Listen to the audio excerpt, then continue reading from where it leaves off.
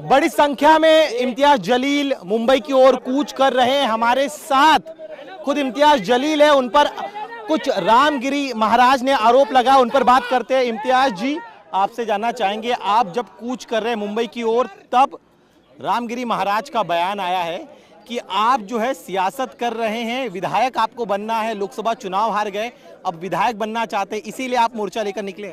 देखिए, ऐसी लोकसभा की और विधानसभा की कितनी भी सीटें कुर्बान है, ठोकर मारते हैं हम ऐसी सीटों के ऊपर। अगर हमारे नबी करीम सल्लल्लाहु अलैहि वसल्लम के ख़िलाफ़ अगर कोई गुस्ताखी करता है तो ऐसी इतनी हल्की राजनीति करने वाला शख्स इम्तियाज़ जलील नहीं है।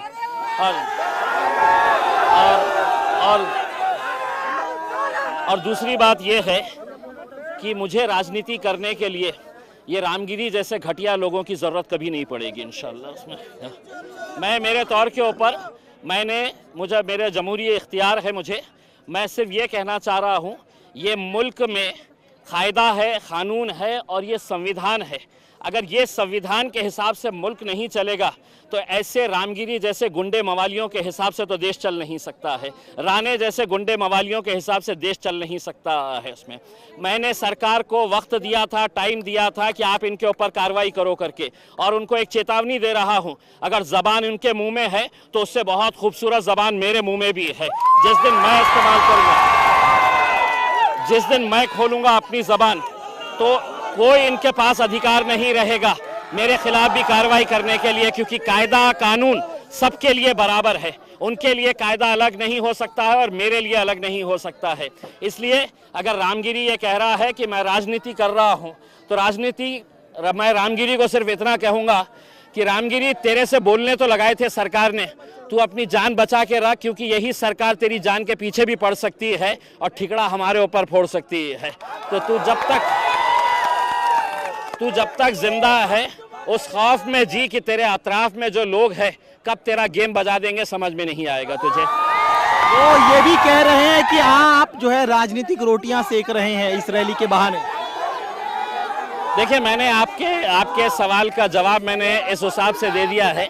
ऐसे 50 ओहदे जो है वो हम ठुकराएंगे, हम ठोकर मारते हैं साहब ऐसी सियासत के ऊपर, जहाँ पे आप खुलेआम हमारी ज़िंदगी से भी अजीम है, जिन्हें हम अपनी ज़िंदगी से भी ज़्यादा मोहब्बत करते हैं, हमारे पैगंबर सल्लल्लाहु अलैहि वसल्लम, हाँ, अगर उनके ख़िलाफ़ आप बोलेंगे और मैंने दूसरे राजनीतिक पार्टियों की तरह, नेताओं की तरह घर में बैठा रहूं और सिर्फ निवेदन देता रहूं, तो ये नहीं। मैंने भी बहुत निवेदन दिया।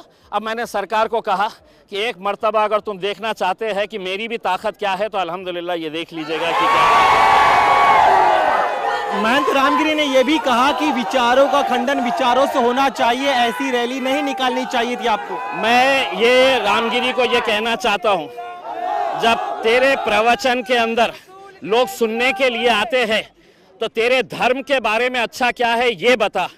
तेरे धर्म के साथ साथ एक इंसान की हैसियत से इंसान ने कैसा जीना चाहिए लोगों को ये बता, ना कि ये बता कि मेरा धर्म बहुत अच्छा है और इस्लाम धर्म के अंदर ये खामियां है। ये लोग सुनने के लिए नहीं आते।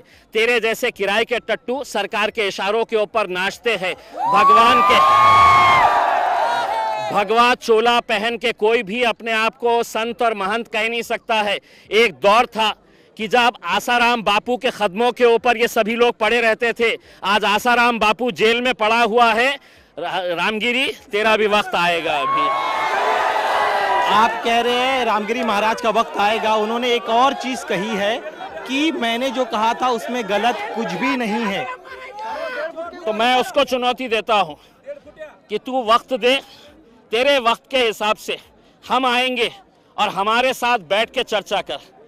तेरे जैसे लोग आधी अधूरी जानकारी हासिल करके सिर्फ तेरे को मुख्यमंत्री ने, उप मुख्यमंत्री ने और सरकार ने कहा कि जा तू इस्लाम के बारे में बोल, तू पैगंबर के बारे में बोल, हम तेरी रक्षा बढ़ाएंगे करके।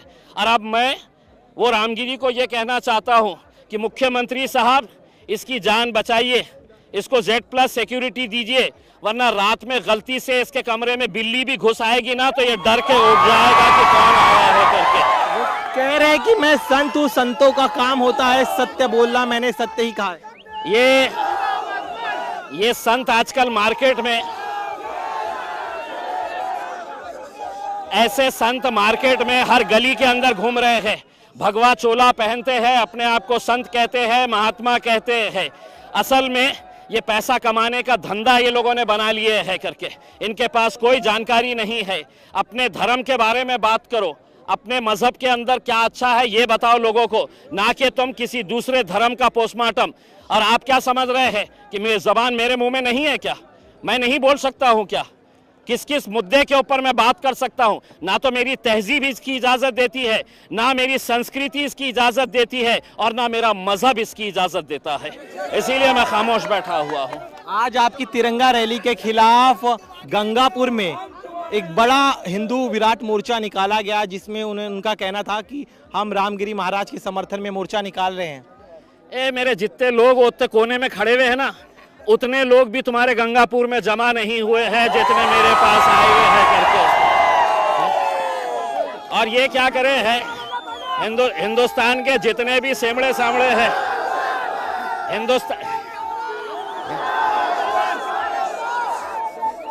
हिंदुस्तान के जितने भी चिल्लर हैं, वो सारे चिल्लरों को उन्होंने आज के दिन गंगापुर में जमा कर दिया है, क्योंकि उनको मालूम है कि शेर निकलने वाला था।